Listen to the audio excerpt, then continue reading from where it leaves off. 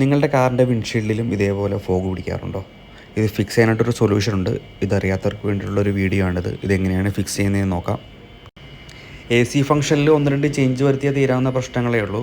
കാറിൻ്റെ front windshield defogger on ആക്കുക. Defogger on ആക്കുമ്പോഴത്തേക്ക് ഔട്ടറിൽ നിന്നായിരിക്കും പിന്നെ എയർ എടുക്കുന്നത്. ACയുടെ ഫാനിൻ്റെ സ്പീഡും കുറച്ച് കൂട്ടിയിടുക. എന്നിട്ടും ഫോഗ് പോകുന്നില്ല എന്നുണ്ടെങ്കിൽ ACയുടെ ടെമ്പറേച്ചർ കുറച്ചുകൂടെ കൂട്ടി ഫാൻ സ്പീഡ് മാക്സിമം ഇടുക.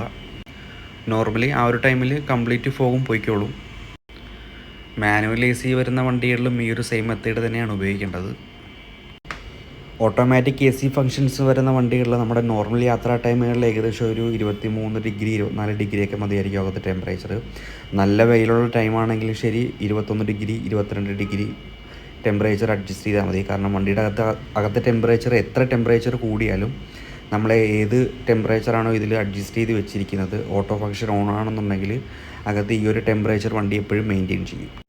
അകത്തെ ചൂട് കൂടുന്നതനുസരിച്ച് വണ്ടി ഓട്ടോമാറ്റിക്കായിട്ട് ഫാൻ സ്പീഡ് കൂട്ടുകയും കുറയ്ക്കുകയും ചെയ്യും. ഇത് നമുക്ക് കുറച്ചുകൂടെ ഫ്യൂവൽ എഫിഷ്യൻസിയും തരും.